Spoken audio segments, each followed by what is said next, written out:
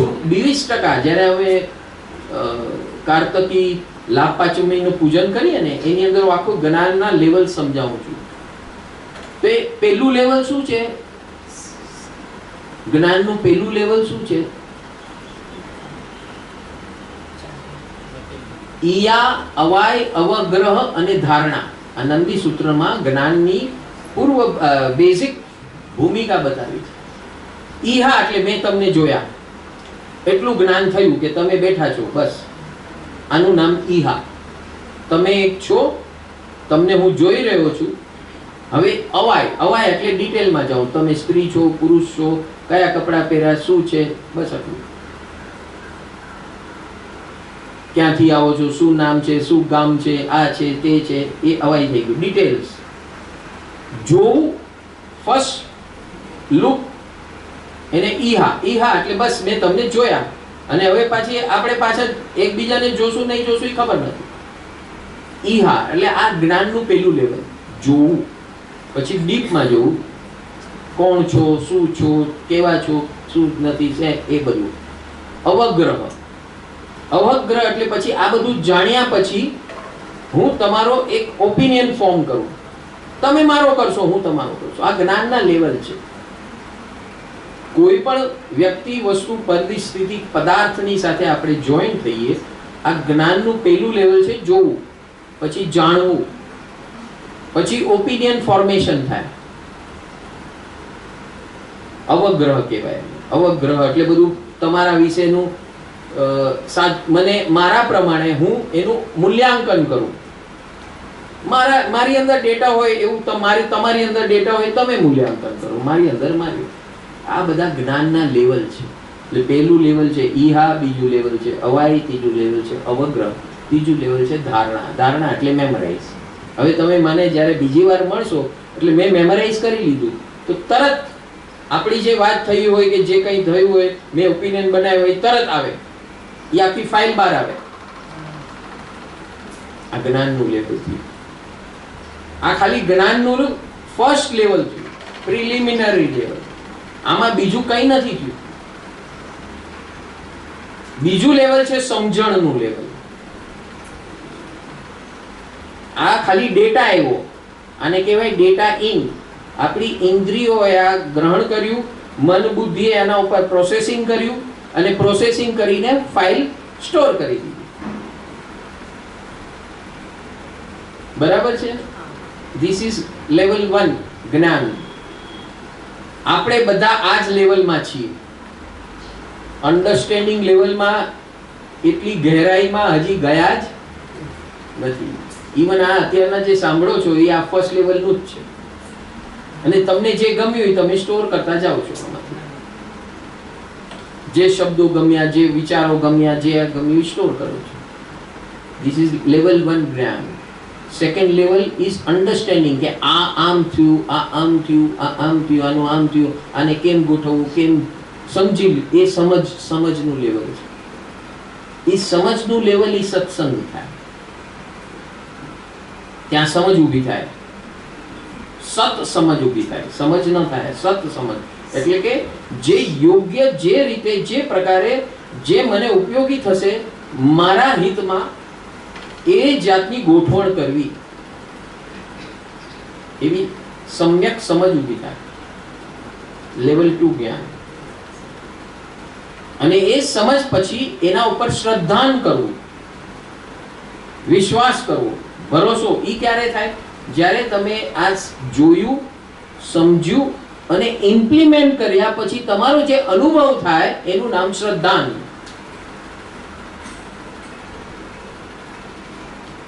એવી જે શ્રદ્ધાન થયું એ તમારું છે, પોતાનું. એટલે જેના ઉપર તમે શ્રદ્ધા કરવાની શરૂઆત કરી એ તમારી શ્રદ્ધા છે.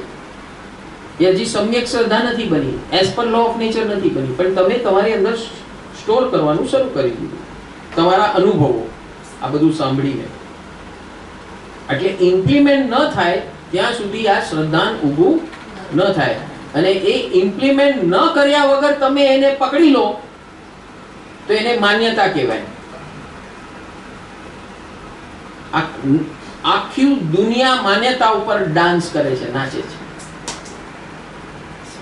ફર્સ્ટ લેવલનું જ્ઞાન મળી ગયા પછી, સ્ટોર કર્યા પછી એને એમ સમજે કે ધીસ ઇઝ સર્વે સર્વા. એટલે મારી પાસે જે જ્ઞાન છે એ સર્વોત્તમ છે ને બાકી બધું બકવાસ છે. હું જૈન છું કે હું બુદ્ધ છું કે હું મુસલમાન છું કે હું આ છું હું તે છું, એ બધું ગ્રહણ કરી લીધું અને એને બિલીફ સિસ્ટમ બનાવી નાખી. એ વાસ્તવિક હોય અને ન પણ હોય, એ અનુભવ થયા પછી ખબર પડે. અનુભવહીન જે સમજ છે, જે અનુભવ છે, એનું નામ છે માન્યતા, બિલીફ સિસ્ટમ. આખી દુનિયા આજે બિલીફ સિસ્ટમ ઉપર છે, ચાલે છે, દોડે છે. હું જૈન છું, હું આ છું, હું સ્ત્રી છું, હું પુરુષ છું, હું ફલાણું છું, ઢીકણું છે, પૂછડું છે, અને ખાલી સાંભળ્યું જ છે અને એના હકદાર, એના ઓલા બની જાય, સોદાગર. હા, જજમેન્ટલ બે પ્રકારના હોય. મેં કીધું ને, એક ખાલી સાંભળવાથી અને એક હોય અનુભવ દ્વારા, પોતાનો અનુભવ, બીજાનો નહીં. હું તમને ઘણા બધા મારા અનુભવ કહું, પણ એ તમારો નથી જ્યાં સુધી તમે એને ઇમ્પ્લિમેન્ટ ન કરો.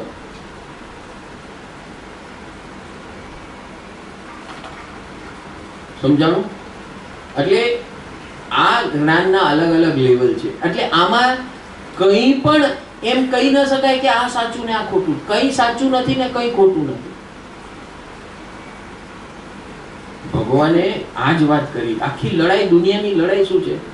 જૈન ધર્મ સાચો કે ખોટો, હિન્દુ ધર્મ સાચો કે ખોટો, ઇસ્લામ સાચું કે ખોટું, ક્રિશ્ચિયાનિટી સાચું કે, બધા લડાઈ છે ને, જાણી જ છે ને. અરે બોલો, હે, હું એક પરંપરા માનું છું, હું આ કુળમાં જન્મ્યો છું અને મને આ શીખવાડવામાં આવ્યું છે, મારું જ બધું સાચું તો તમારું બધું ખોટું. તુમ કાફિર હો, તુમે હક નહીં હે જિંદા રહેને કા. ઈ માન્યતાઓ છે, હું ઈ જ કહેવા માંગુ છું. અને જ્યાં માન્યતાઓ છે ત્યાં લડાઈઓ, દુનિયાની લડાઈઓનું મૂળ કારણ માન્યતા છે.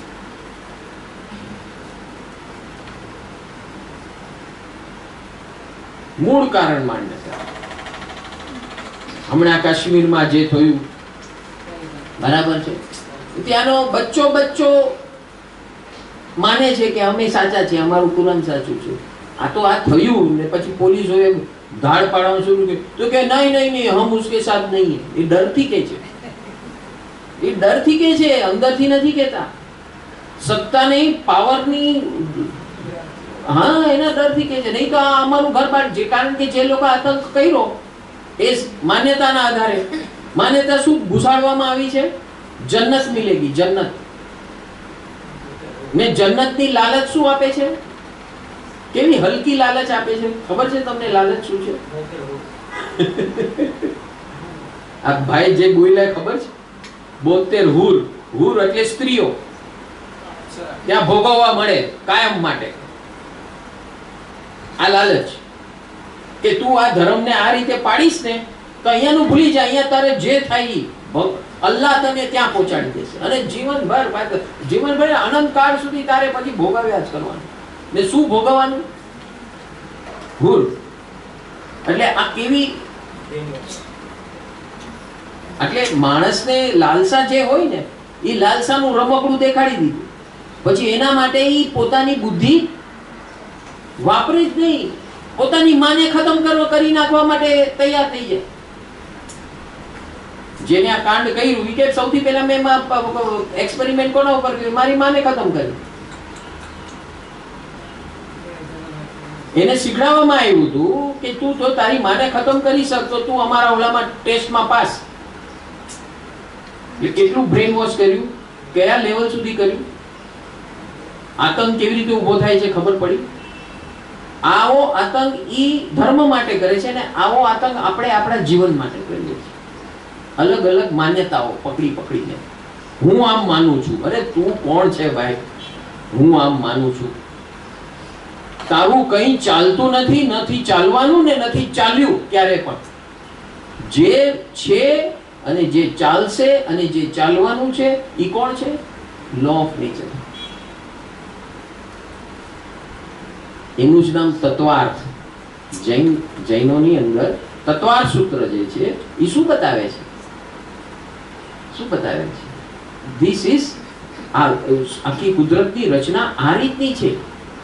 વસ્તુ સહાવો ધમ્મો, વસ્તુનો જે સ્વભાવ છે એ વસ્તુ એ જ રીતે વર્તશે.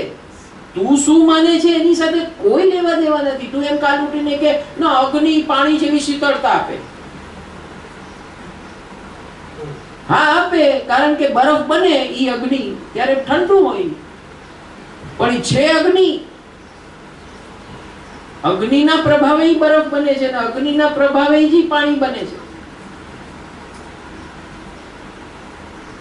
એમ એનો અર્થ પાણીની શીતળતા ક્યારે ગઈ નથી. બરફ બને, નોર્મલ પાણી હોય તો એની શીતળતા તો શીતળતા જ રહેવાની, પાણીનો ગુણ તો એ જ રહેવાનો. તને જેનો અનુભવ થયો, સંસ્પર્શ થયો, ઈ સમયે એ પદાર્થનું એવું રૂપ હતું એટલે તને એવું ભાસ્યું. પણ મૂળભૂત જે ગુણ છે, તત્વ છે, એ તો એમ જ રહેવાનું. તત્વનું સત્વ સેમ રહેવાનું. પણ આ કોણ બતાવશે? જ્ઞાની પુરુષ બતાવે. અને જ્યારે જ્ઞાની પુરુષ બતાવે, તને અનુભવ કરાવે, એના પછી તારું શ્રદ્ધાનુભવ થાય. એ શ્રદ્ધા છે સમ્યક દર્શન. એટલે આ જે મેં અત્યારના તમને જે વાતો કરી એ નથિંગ બટ સમ્યક દર્શન. સાયન્સ, લો ઓફ નેચર, જ્ઞાન and energy. What is that? It's pure સમ્યક દર્શન. આ રીતે જોતા શીખવાનું છે. આ રીતે જોવાની તૈયારી કરી દેવાની શરૂ. આહાર સામે દેખાય એનર્જી. હવે તમારી આસક્તિ એમાં રહે કે ન રહે, બોલો બતાવો મને. તમે દાળ ખાઓ, ભાત ખાઓ કે જમે ખાઓ, હવે એમાં સ્વાદની અપેક્ષા રહે તમારી? એનર્જી છે આ. તમે એમાં મરચું નાખો, મીઠું નાખો કે મરચું મીઠું કે જે સ્વાદના જે મસાલા છે એ ન પણ નાખો તો એનર્જી તો એનું કામ કરશે જ ને.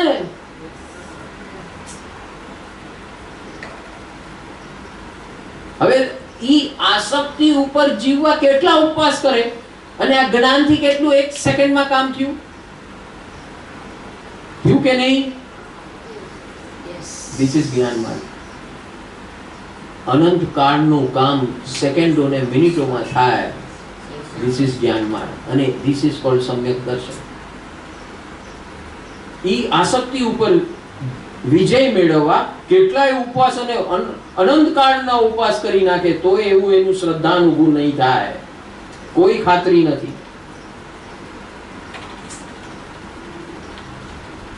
હવે સમજાય છે? આ ભેદ સમજાય છે? ધીસ ઇઝ એટલા માટે છે આ અક્ષય તૃતીયા. ક્લિયર કટ બતાવે કે શું છે. અને એકવાર સમજ પડી ગઈ પછી શું? પછી ડિટર્મિનેશન. આ જ છે ને આ જ રીતે ચાલીશ ને આ જ માર્ગ ઉપર ચાલીશ. પછી ત્રણ વાત. તૃતીયા એટલે શું? ત્રણ. ડિટર્મિનેશન, સંકલ્પ. ડિટર્મિનેશન એટલે સંકલ્પ કે હવે જે પ્રભુએ આ જ્ઞાન આપ્યું મને, જે આ જ્ઞાન મને પ્રસારણ કર્યું, મને સમજાવ્યું, હવે હું એ જ રીતે જોઈશ, એ જ રીતે જોઈને એનો અનુભવ કરીશ અને એ જ રીતે હું જીવીશ ને મારા જીવનની દરેક સમસ્યાઓના હલ હું આ જ રીતે કાઢીશ. It's so easy. ચોવ્યાર, એકાસણા, ઉપવાસ, ઓકે, જે there is no controversy on that. જે કરવું એ કરો. જ્ઞાનમાં આ રહો.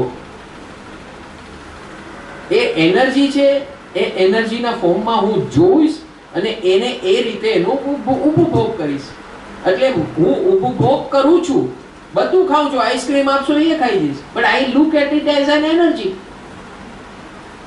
પછી ખાઈ લીધા પછી મારી અંદર કઈ હવે પાછું ક્યારે મળશે, હવે એવી જાતનું ક્યાં મળશે?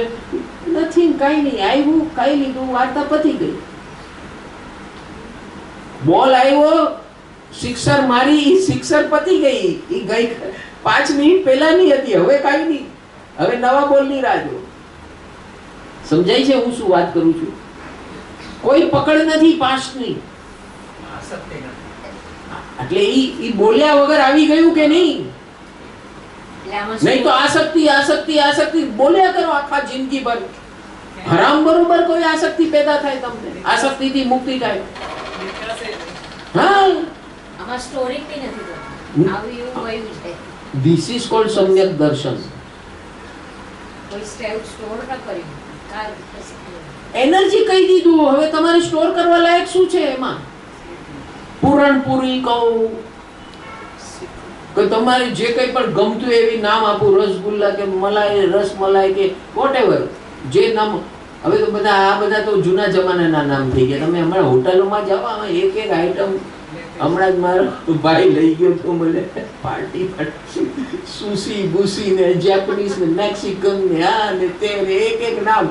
અરે ભાઈ, મેં કીધું અંગ્રેજીમાં જે લખ્યું છે એ શું ડિટેલમાં લખે તો કે આ ભાતની સાથે આ અવાકાડો આટલો મેળાવે, એમાં આ આટલું શાક નાખે, એનું આટલું પૂરણ બનાવે, એનું આટલું. એમ બોલ ને ભાઈ.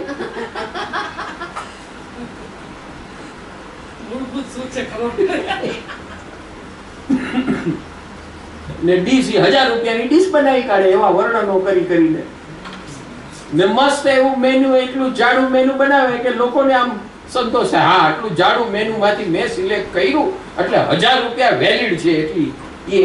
એટલા ઓલાના.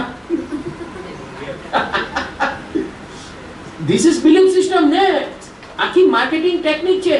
વોટ આઈ ડુ, એવા નામ આપી જેમાં તમને કાંઈ ખબર ન પડે એવું. પહેલા તો મેં તમારી અંદર કન્ફ્યુઝન પેદા કર્યું. કન્ફ્યુઝન પેદા કરી નામથી, પછી ત્યાં એવું નામ આપ્યું કે હો યસ જાપાનીઝ ધીસ ધેટ. હવે કોણ જોવા ગયું જાપાનમાં? જાપાનમાં જઈને પૂછો આવું કઈ છે તો આ છે શું? અમારે ત્યાં તો આવું કઈ નથી.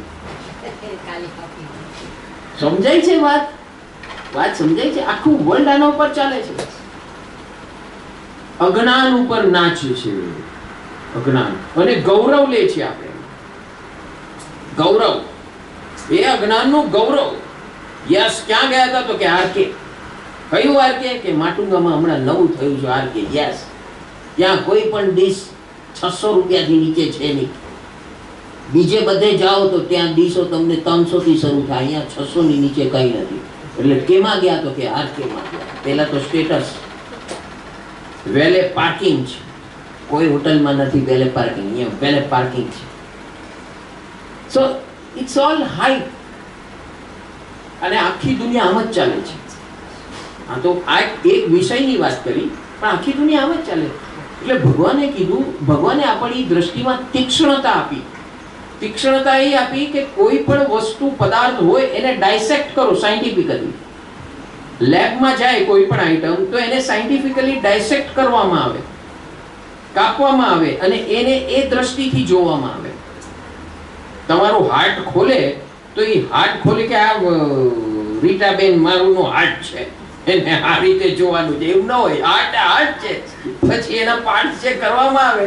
મોડાબેન નો હાર્ટ ને આ રીટાબેન નો હાર્ટ બે બાર કાઢ્યા. नमस्कार।